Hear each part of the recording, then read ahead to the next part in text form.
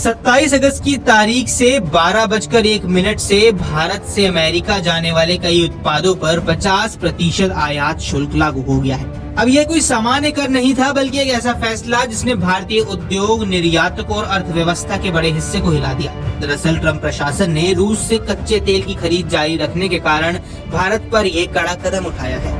पहले ही 7 अगस्त से 25% टैरिफ लगाया जा चुका था और अब उस पर अतिरिक्त 25% जुड़कर ये बोझ दोगुना हो गया है, यानी कुल 50% टैरिफ। आदेश साफ है, ये सीधे भारत पर केंद्रित है। चीन जो रूस से तेल खरीदने वाला सबसे बड़ा देश है, इस आदेश में कहीं नहीं है। अमेरिकी गृह सुरक्षा विभाग के मसौदे के मुताबिक जो भी भारतीय उत्पाद 27 अगस्त की आधी रात के बाद अमेरिका में उपभोग के लिए प्रवेश करेंगे, उन पर भारी भरकम शुल्क लगेगा। यानी वे सामान जो पहले ही अमेरिकी बंदरगाहों पर पहुंच चुके हैं लेकिन अभी तक गोदाम से बाहर नहीं निकले, वो भी इस नए टैरिफ के दायरे में आ गए हैं। इससे ज्यादा असर पड़ेगा कपड़ा, परिधान, रत्न एवं आभूषण, झींगा, चमड़ा, जूते, पशु उत्पाद, रसायन और मशीनरी जैसे क्षेत्रों पर।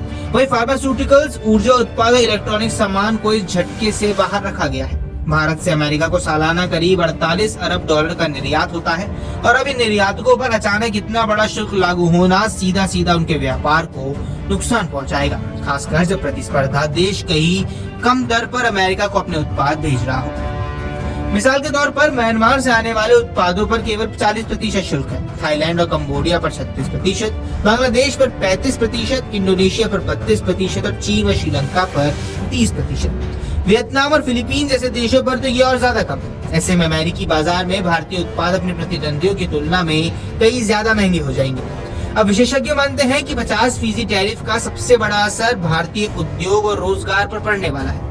रत्न आभूषण उद्योग, वस्त्र परिधान क्षेत्र, चमड़ा उद्योग, रसायन और मशीनरी बनाने वाले सेक्टर्स को भारी नुकसान होगा। जब उत्पादन गिरेगा तो स्वाभाविक है कि नौकरियों पर भी खतरा मंडराएगा। लाखों लोगों की आजीविका इस टैरिफ से प्रभावित हो सकती है। वही अमेरिका ने कुछ उत्पादों को शर्तों के आधार पर राहत भी दी है। उदाहरण के लिए अगर कोई माल 27 अगस्त की आधी रात से पहले जहाज पर लोड होकर अमेरिका के रास्ते में है तो उस पर यह टैरिफ नहीं लगेगा। इसी तरह जो सामान पहले ही उपभोग के लिए मंजूर किया जा चुका है या 17 सितंबर से पहले गोदाम से बाहर निकाल लिया जाएगा, उसे भी छूट मिलेगी। भारत ने इस कदम को अनुचित और अविवेकपूर्ण करार दिया है। भारत का कहना है कि अमेरिका का यह निर्णय केवल राजनीतिक दबाव बनाने का तरीका है। वही ट्रम्प प्रशासन इसे रूस यूक्रेन युद्ध से जोड़कर पेश कर रहा है। व्हाइट हाउस की प्रेस सचिव कैरोलिन लेविट ने साफ कहा कि ये कदम रूस पर दबाव बनाने के लिए उठाया गया है। अमेरिकी वित्त मंत्री स्कॉट बेसेंट ने तो यहाँ तक आरोप लगाया कि भारत रूसी तेल खरीदकर उसे बेचकर मुनाफाखोरी कर रहा है।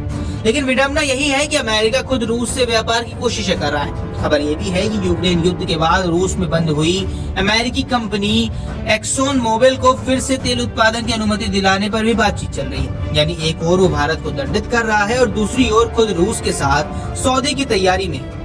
ग्लोबल ट्रेड रिसर्च इनिशिएटिव यानी GTRI का अनुमान है कि इस टैरिफ के कारण भारत से अमेरिका जाने वाला करीब 67% निर्यात प्रभावित हो सकता है। ऐसे में भारत के लिए नए बाजार तलाशना भी अनिवार्य हो जाएगा।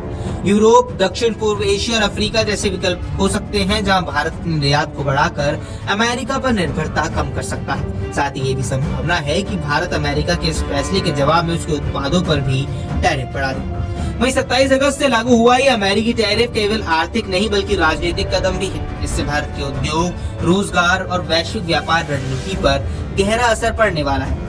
एक तरफ अमेरिका फेयर ट्रेड की बात करता है, वहीं दूसरी ओर अपने हितों के मुताबिक नियम भी बदलता है। भारत के लिए ये समय कठिन जरूर है, लेकिन शायद ये एक अवसर भी है। अवसर इस बात का कि वे अपने निर्यात बाजारों में विविधता लाए, नए साझेदारों की खोज करे और अमेरिकी निर्भरता पर कम हो। फिलहाल इतना तय है कि 50% टैरिफ आने वाले महीनों में भारत अमेरिका व्यापार संबंधों की असली परीक्षा साबित हो सकता है।